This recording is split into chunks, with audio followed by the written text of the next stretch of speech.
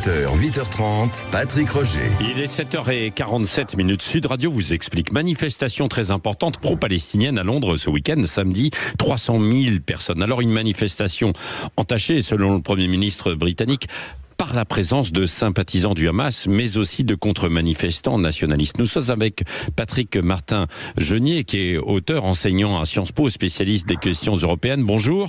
Bonjour. Et est-ce qu'à travers ça, il y a une division, selon vous, en Europe et en Grande-Bretagne plus particulièrement aussi ? Oui, c'est vrai qu'il y a eu, on l'a bien vu, des manifestations monstres en Europe en faveur de la cause palestinienne.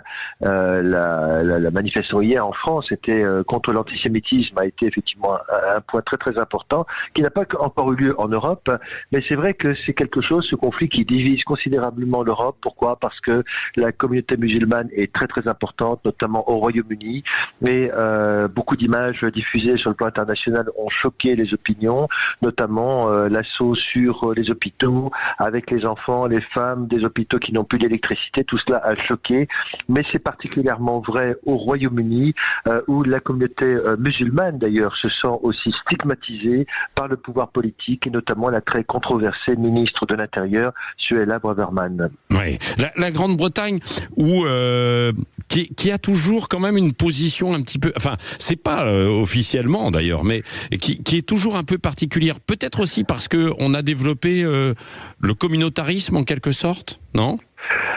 Oui, c'est ce qu'on dit effectivement, c'est-à-dire que, vous savez, le Royaume-Uni est un pays d'accueil très très largement, beaucoup de communautés qui viennent notamment du Pakistan, de l'Inde, et c'est vrai que ce que vous appelez ce communautarisme s'est développé dans de nombreux quartiers, avec, il est vrai, des règles sur lesquelles on n'a peut-être pas fait suffisamment attention, des règles qui ne sont pas nécessairement compatibles avec les règles de l'Occident, le Royaume-Uni, les règles d'un État de droit, des règles communautaires qui fait qu'effectivement, à un moment donné, ça peut rentrer en contradiction. Mais globalement, la communauté musulmane, eh bien, ce n'est pas des extrémistes, mais il y en a effectivement, notamment dans certains quartiers à Londres. Oui, et l'Europe, d'une façon générale, elle est divisée aussi politiquement, je veux dire.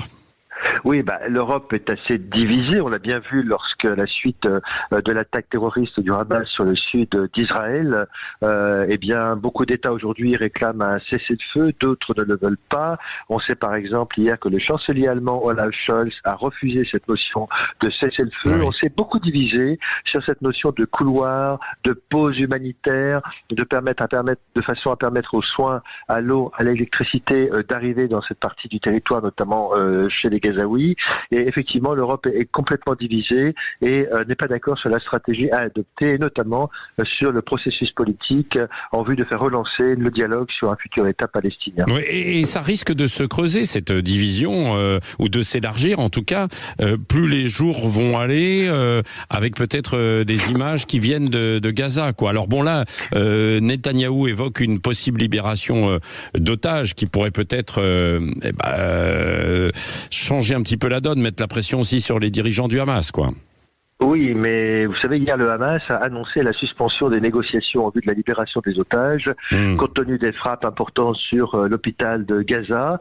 Et donc, toute négociation est pour l'instant suspendue. Et le Premier ministre israélien Benjamin Netanyahou a dit hier que de toute façon, l'objectif, c'était la déradicalisation du Hamas, de cette partie du territoire, l'élimination du Hamas.